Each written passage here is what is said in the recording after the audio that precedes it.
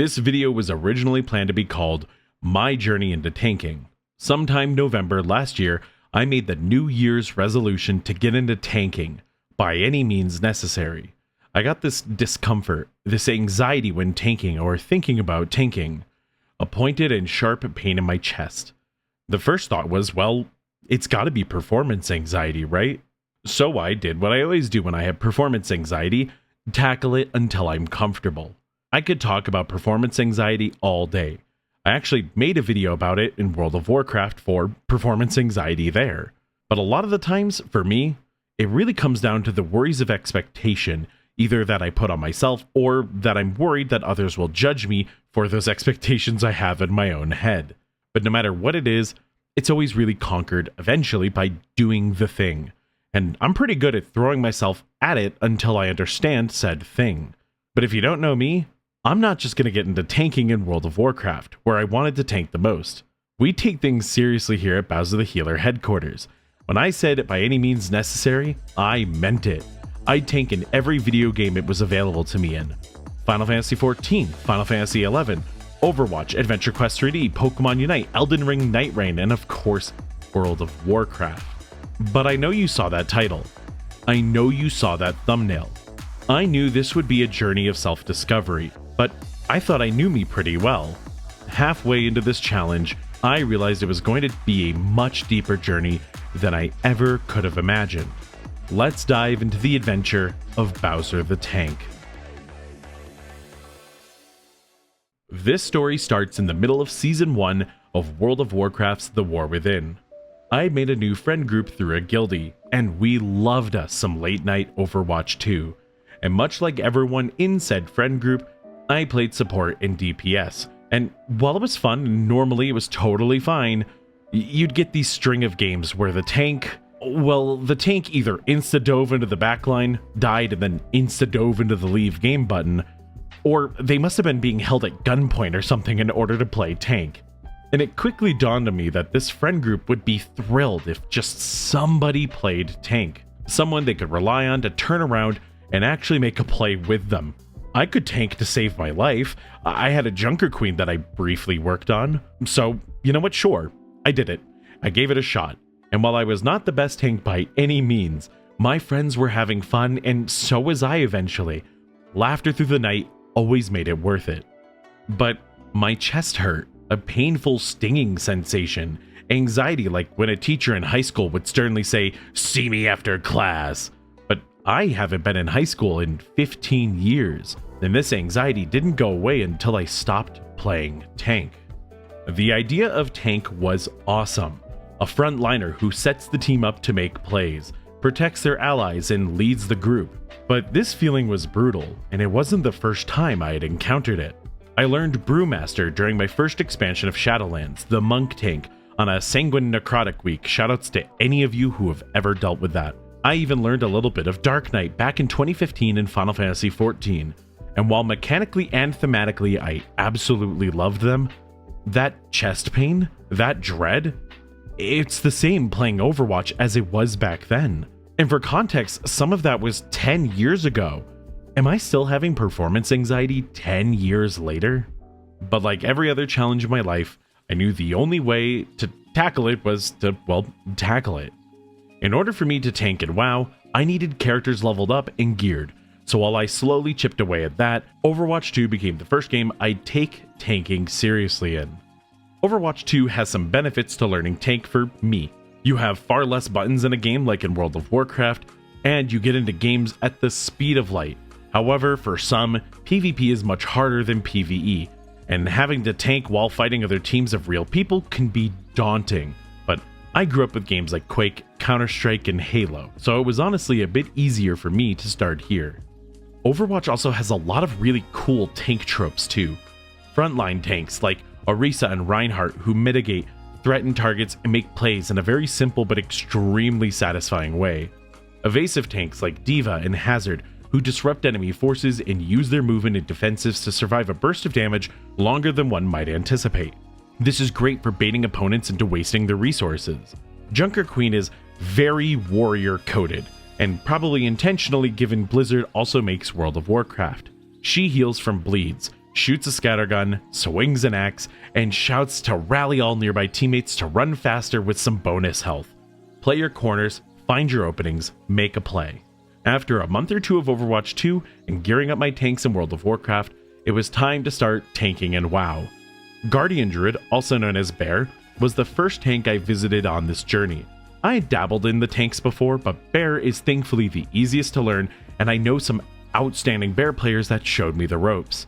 Easy buttons to start damage and build rage. Spend rage on Iron Fur to reduce incoming physical damage. Cooldowns that were powerful, strong, and easy to use. Great group utility as well.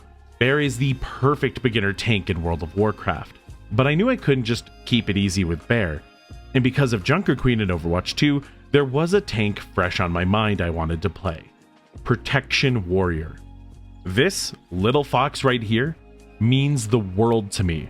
Look, I didn't pick Volpera for their Nose for Trouble passive, which is a pretty good meta tanking ability. And while they are cute, like unbelievably cute, that's also not why I picked them. It was that this little tiny fox, despite everything, will hold the line. The way they scream charging into an enemy, or shout to the heavens to call down thunder, is just peak cinema. Playing a tank in World of Warcraft at this point still gave me anxiety. Skin-crawling, ugly feelings like everyone was staring at me. But seeing this little fox take on the challenges larger than life, it made my own challenges just a little bit easier to tackle. And while progress was tangible at this point, and confidence really started to show as I was playing in dungeons, there were still parts of tanking I didn't fully understand. Let's take this for example. Block chance. How does it work? It's a chance to block. Okay, great. Well, how much? Does it stop all damage? Can moves avoid block? And when I hit shield block, I get over 100% block chance. What the hell does 132% block chance mean? You have magical damage versus physical damage, half shields, defensive cooldowns, rolling mitigation, active mitigation, and then tank threat. How does that work? You have to keep the enemies looking at you, and so you have to do damage, but you also need to survive while you do that. I didn't really understand the order of operations like a scientist. I only kinda did it by vibes, and sometimes those vibes got people killed because I didn't keep thread. But as an expert in performance anxiety, it's this process that helps the most. If there is a specific thing that you're trying to learn about that you don't understand, well, learn more. Run some practical tests, look up what others had to say, and you know what, test that too. I know it sounds silly, but it's not just about learning what it does, it's about understanding what it does. In my acting classes from high school to college, we would always come back to the conversation about understanding your lines rather than just reciting them. Sure, you can memorize a script and read it, or read it off of a screen to everyone on the internet from your Notepad++ file. But once you're on stage, showing emotion while you act, you forget lines. Because remembering the line is only part of it. Knowing why the character was saying it changed everything about its delivery. This helps with stage fright too. Once you're running the motions of your character, expressing their emotion, it just comes out of you. The crowd disappears, and then it's just you and your fellow players performing lines with each other on stage. And at this point, it was easier to be on stage in Overwatch. I still got the gross everyone sees me naked feeling, I still suffered with a lot of anxiety, but once my friends were laughing and I was slugging it with another tank, it slowly did start to go away. Not entirely, but enough that you could feel the progress. Season 2 was coming up in World of Warcraft, and I needed to get more comfortable with the tanks. And while my warrior was coming along and my bear had started some higher end mythic dungeons, it wasn't getting better as fast in WoW as it was in Overwatch. Even in Delves, a piece of content that can be played entirely solo or with a group of friends, I was still struggling with my own heart and anxiety trying to play tank. It's solo content, no one is there but me. Who's going to judge me? What was I so worried about? My skin would crawl again, even alone, but I'd press on. It wasn't just tanking on my mind.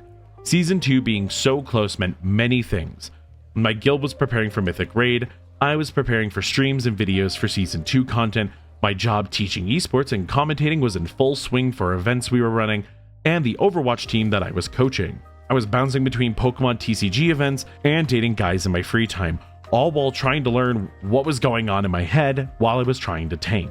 But on top of all of that, there was something much worse than that lingering in my mind. My best friend was about to get involved in this journey, but not in the way you'd ever want.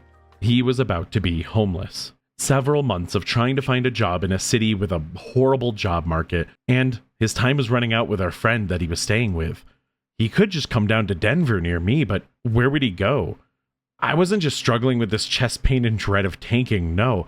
I was losing genuine sleep over what would happen to my best friend. So what would you do if your best friend was about to be homeless? I gave up my bedroom. I drove him to interviews. I gassed him up when the world was cruel. Because honestly, if I'm not there for my friends when they need me, who am I? When I got into WoW back in 2020, I was going through a horrible breakup with my ex of almost 10 years and a struggle with my blood family that almost had me completely sever contact. And who was there? 2 of my closest friends, one of which right now needed a bed. And sleeping at night knowing that my friend finally got a job, had a smile on his face again, and a joy in his voice you could hear for the first time in months, it was always going to be worth it. That's great, but Season 2 had also now started. Mythic rating, Mythic Plus content, streaming, teaching esports, getting my bestie to work, dating men. How in the hell am I ever going to have time for personal projects, let alone Mythic Plus dungeons in World of Warcraft? I wasn't just burning the candle at both ends at this point, I just had tossed the candle into the furnace. I gave up playing Pokemon TCG on Tuesdays just to make it all work, and all that did was make me miserable. And tanking was a painful reminder. Take a break for a few weeks to then go back to tanking, and the anxiety is back in full force again. It would go away eventually, sure, but by the time I returned to tanking a week later, I felt no more comfortable than the last week, and it made me frustrated. I needed to make time for me, so I have to stop raiding, and I stopped dating. I love raid, I love my guild, and I love my team. I didn't love losing Monday and Friday as a full-time creator, caster, and part-time coach. And about the dating, look, if the love of my life runs into me, rad, but you lose so much time trying to message people, match with guys. This one dude wants to hook up, but it was only a date, and then one dude said they wanted to go on a date, but nah, they only wanted to hook up. You know what? No thanks. I'm full. I'll just go back to playing Pokemon on Tuesdays. Now, with my free time returning, my joy from Pokemon, and less worrying about my bestie, I could really get into these tanks. I started gearing all of them. Every night, I take a different tank into delves and practice until I felt comfortable. Swapping to the tank I then felt the most uncomfortable on, with the most anxiety, and started practicing them until it went away. I was clearing dungeons on my warrior and on my bear with confidence at this point. There's definitely some anxiety still, but confidently playing and understanding warrior and guardian. I would go into a dungeon, slightly undergeared, and do the mythic level 0 opening pull all on my own. Some dungeons were harder than others for playing entirely on your own. Please understand, you usually died. You're not supposed to be taking the damage of 5 players, you're supposed to be taking the tank damage. It really let me improve and practice my form on some insanely unfair situations. And while the chest pain was ever present, there was a genuine excitement to getting better. In June, my bestie and I got back into Pokemon Unite. Pokemon Unite is a MOBA, much in the form of League of Legends, but simpler and certainly less toxic. And of course, it's gotta be tank time. Tanks in a MOBA are known for taking unfair fights, usually skewed against them, and turning them around into plays and fights that their team can capitalize on. While I learned a few tanks, Umbreon really took a shine to me. A bit of self-healing, a bit of lockdown, it's an incredibly fun playstyle. When it comes to these evolutions, for you Pokemon knowers, my friend group and I had recently had a conversation around this time about what our favorite evolutions were, and I could never really pick one. I liked them all, but Umbreon? The tank? It reminded me of my first playthroughs of Pokemon Coliseum as a kid. And just like in Pokemon Unite, Umbreon is a tank in the Pokemon video game as well, and I loved Umbreon for that reason even as a kid. Normally in Pokemon, you choose the Pokemon, but this time, it felt special, like the Pokemon had chosen me. It made playing tank so much easier for that reason too. Surely this isn't deeper than just some performance anxiety, right? Season 2 in World of Warcraft was more than halfway done, and I wanted to make sure every tank was something I could play in Warcraft. I didn't expect to play them all, but I wanted to make sure I was comfortable so that I could pick some for Season 3 to focus on. Vengeance was the one I understood the least. In fact, I wanted to know it the most because it was the tank that everyone seemed to be bad at. Like, the amount of times that you went into a dungeon and you saw a demon hunter just jump in and instantly die was insane. and I kind of had an unfair history with playing with demon hunters. My first 2 really good tank experiences with a demon hunter were Sarath, my first guild ever's main tank that just didn't die unless we did something horrible to him, and Vidar, one of the best tanks I've ever had the privilege of playing with back in Dragonflight Season 1. Unfortunately for me, every other demon hunter I seemed to run into loved to jump into a pole, explode on contact, and rage quit the dungeon. I dabbled back in Season 4 of Dragonflight with Vengeance, but I only knew it by knowing the rotation. You know, what buttons to press, in what order, what did the most damage. I didn't really understand Vengeance, so you know what that means. It's time to learn. There were a few hurdles. First of all, I can't be a furry or a scaly. You might laugh, listen, and you might be an elf enjoyer. Hey, no shade. They're wonderful, but it's just not me. It's not who I am. Is my Vengeance Demon Hunter handsome? Absolutely. Just not my typical aesthetic. Second of all, they have a lot of moving parts. Unlike with Warrior or Bear, who I learned pretty easily, or even with Brewmaster back in Shadowlands, Demon Hunter has had the most amount of rolling mitigation and buffs to keep track of. This anxiety didn't go away as easily as it did on Warrior, even after a few weeks. Is it really that complicated? Okay, so as for the War Within, Demon Hunter uses parry chance to live. It gets bonus armor with its active tool Demon Spikes and more parry chance. And when a spike falls off, you get a smaller damage reduction in the form of calcified spikes. Sigil of Flame will afflict targets with parry chance. Immolation Aura makes your Sigil of Flame and later our Fiery Brand take a longer time to run out so you can extend those windows, while also providing some inherent magic resistance.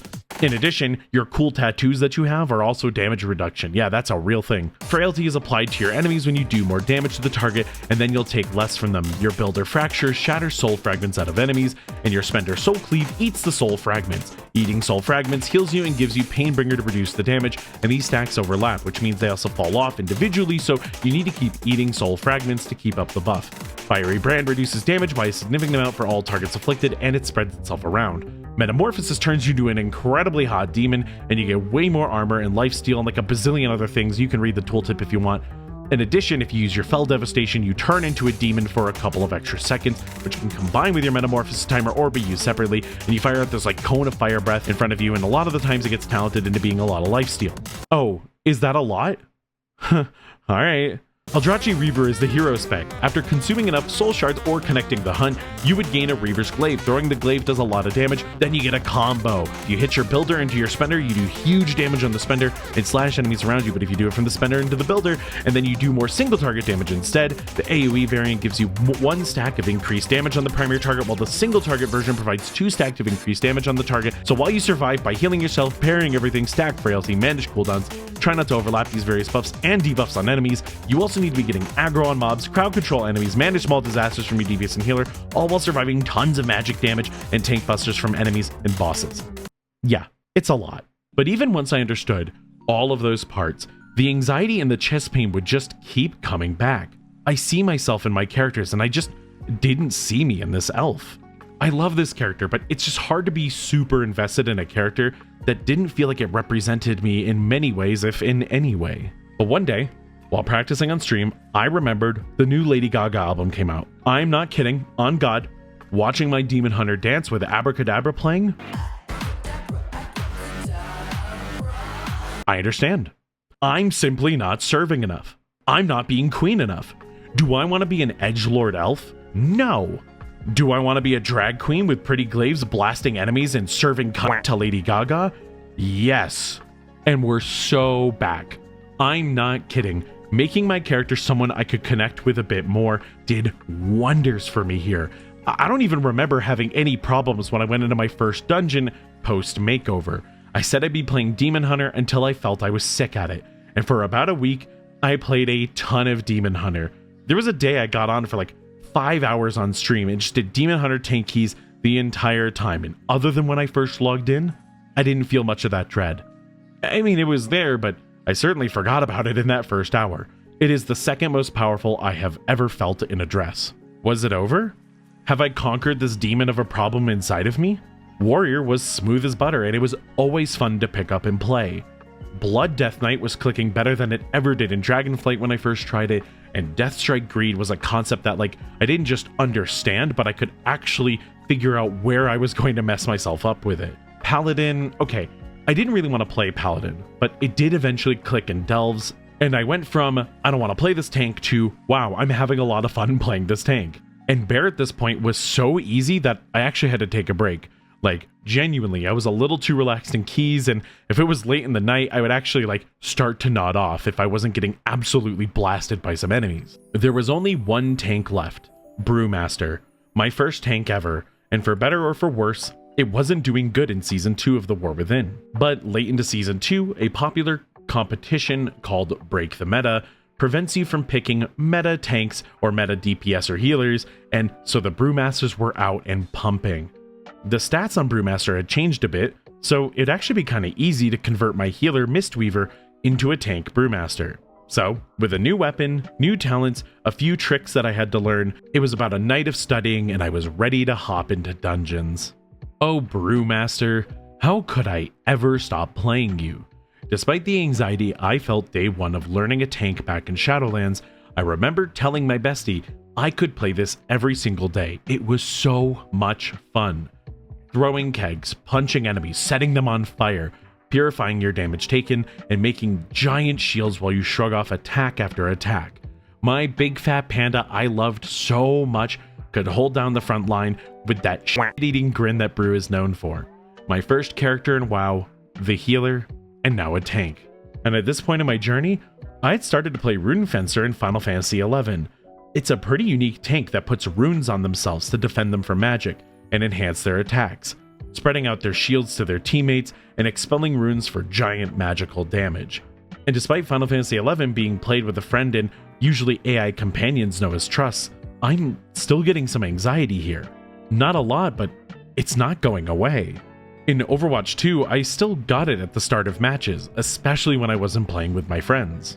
Pokemon Unite, it usually took until I started the laning phase for the anxiety to go away, and even in Final Fantasy XIV, which I'd taken a break from at this point, never stopped giving me anxiety, despite the fact that I had figured out Warrior in that game backwards and forwards.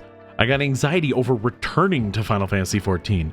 Something felt wrong and nasty inside of me when I thought about it. But despite this feeling, I hadn't the slightest idea why. Just keep at it. I'm still having fun, so it's okay. Season 3 begins at the start of August, and we're almost there. The Keystone Master is an achievement, and one that a lot of us try to get week 1 so we can get some extra gear very early in the season. And we also try to complete a plus 10 mythic dungeon, and in this era of World of Warcraft, that's going to get us a mythic track item in the vault on weekly reset. And for those of you who don't know what that means, the strongest kind of item we can possibly get. So nice to start that early. If you can get Keystone Master and a 10 on your first week, you are golden for pushing content. But it's not easy when you're in last season's gear. While I do this on healer every single season at this point, I wanted to do it on tank too. So, no loot from raid, no loot from delves. Just go in and tank with last season's gear. My Brewmaster was as ready as ever. And while I had that anxiety, that fear, the first dungeon went down like nothing. The key level went up. The dungeon went down like nothing. The score went up.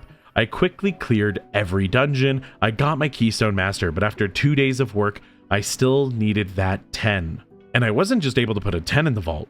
I got to showcase every single trick I knew on Brewmaster. Years of monk knowledge, watching players play and practice. And we cleared it within the time limit. W. Bowser. This momentum didn't stop. I cleared all of my 10s, spent time on other tanks and projects that I had. I was becoming a tank. And I brought this energy into my guild as well, starting a Keystone Academy where I help players get into Mythic Plus, teaching tank, healer, and DPS, DPSing and tanking a whole lot myself. Anything to help others get into dungeons and become more confident. I loved it. Teaching is something I'm passionate about. I love watching someone crack the code and figure it out, have that eureka moment where their eyes kind of light up. They get it. I love being a part of anyone's success. Hell, I just like hearing about people's W's in life wherever I can. But my W's did kind of come to a halt there. My part-time job, the one I've been at for a few years now, teaching and commentating esports, they had to slash esports to make up for other losses in the company. And not only did they cut some of the events I was a part of, lowering my hours significantly, coaching would be over by November, and then they fired my boss. Unfairly, to say the least. A bit of a back and forth if I'd be picking up the coaching for my now removed boss. An entire tournament we had set up, and the mastermind was no longer at the job, all while under slashed hours. But I think the hardest part was teaching the kids, knowing that I wouldn't be able to keep teaching them next semester. And with no job, all I have is YouTube and Twitch. Can I make it as a full-time creator? Like, sure, I'm doing okay, but am I ready to make that jump? One of my last few shifts, a student talked with their struggles about the future. It was a scary topic, and I definitely understood. And while I knew I could provide them the insight to make the world a little less scary that evening, after saying goodbye and packing up to an otherwise good night, a chill ran down my spine. Anxiety was clenching my chest. My breathing was shortened. I was terrified of losing my job. Because without my job, it's just me. Me and my microphone, me and my video editor. And while I have friends and community backing me, it was that proximity to my own self and my own worries about my future that gave me a familiar fear. And my skin began to crawl once again. It wasn't tanking. It wasn't losing my job. It's far worse to those who know its name. Dysphoria. As the world's fastest crash course for the uninitiated, gender dysphoria is something that people feel when they don't feel right in their own body. Transgender people commonly can struggle with this miserable feeling, as well as cisgendered people as well. As a comparison, for those who get gender-affirming care, like say top surgery or maybe a chin reduction, often feel gender euphoria instead. As a non-binary person, I know I look masculine and I have a deep voice, but I don't identify as a man, and I never have. Look, I'd rather be a dragon than a man or a woman. And while I kid, even Kid Me wrote this in their diary when I was in 2nd grade, and the best I got is this VTuber model and some they-them pronouns. But this feeling I get, like many other trans folk, where it feels like you don't belong in your body, when it's bad, I don't even like seeing the skin on my forearms. I sometimes wear gloves and a hoodie just to not feel gross while I'm at my computer typing. Okay, so why the fuck am I feeling it now? I'm in my car after teaching the students, thrilled with their progress in esports. Is full-time content that scary? It can't be. I've done bold jumps like this before. This is not my first rodeo. No, but the dread and the anxiety feels like tanking. What does tanking have to do with this? What does tanking have to do with making it full-time as a creator? What does tanking have to do with dysphoria? Wait, what does tanking have to do with gender? This really stumped me at first, but once I flipped the script, it really helped me look at it. Why didn't I have gender struggles with healing? I love being a dragon that heals. Okay, well, why? Because dragons are typically seen as strong and powerful, and I like the twist that they can be protective and helpful. Okay, so why does that twist exist? Because dragons destroying things or being a menace is a common trope, a boss encounter or a final enemy, a stereotype of dragons in fantasy. Wait, is a stereotype why tanking is giving me dysphoria? How many depictions of tanks or of leaders or strong frontliners were men? As a kid, how often was I told, oh, women are nurses and men become firefighters? The knight in shining armor was so often a man, and he saves a princess. Sometimes from a dragon. Oh. And as I got older, not only did I see less of me in men, I saw less of me in women. I didn't feel like I belonged around anyone. The labels of society kept dysphoria around like a pact with my demons. But I also stopped challenging those labels at some point. As if to protect myself, I ran from the labels, only for it to deny me something that really resonated with me. Stolen by the stereotypes of a late 90s, early 2000s culture. But you and I know that's not very fair, nor was it the reality. Think of Junker Queen, Diva, and Orisa from Overwatch. I think of Farron from The War Within, Woke Lamont from Final Fantasy XIV, the many monks that are women in Final Fantasy XI, Pain from Final Fantasy X-2, Samus Aran in Metroid if we want to go to Nintendo, and just characters that are non-binary like Flack from Borderlands 3 and Noir Dedede from Kirby Air Riders. A more masculine presenting set of features and a deeper voice when we're talking about Flack. They look more like me. They sound more like me. But they aren't a boy or a girl. I know better than anyone to let a stereotype hold me back from myself. I shoulder my friends' struggles. I help every student who asks for help. I mean, I'll teach anyone anything if I know they want it. I taught my grandmother how to do a basic Marvel vs. Capcom 3 combo at her ripe young age of 80-something. I gave up my bedroom to make sure my best friend could have another chance because I knew he could make it if I supported him. People will call you what they think you are in their own head. It's inevitable.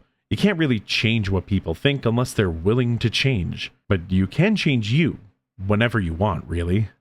All of that discomfort and anxiety while tanking, even back in 2015, it was always just the way I saw myself versus the player I wanted to be.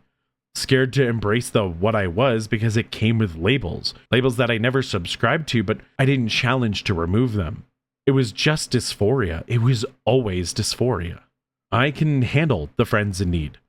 I can handle the student who needed a shoulder to cry on when the world got a little too real for them. I can even do it when I'm a bit tired or exhausted from life. I know when to take a break. I know when to rest, and I make sure I always have the stamina for my friends as often as I can. Because this is who I am. I'm not a healer because I heal people. I heal because I support people. I tank because it is who I am. It's been almost 2 months since then. I started playing support in Overwatch again, because I'll worry I'll get a little too rusty with how much I play tank now.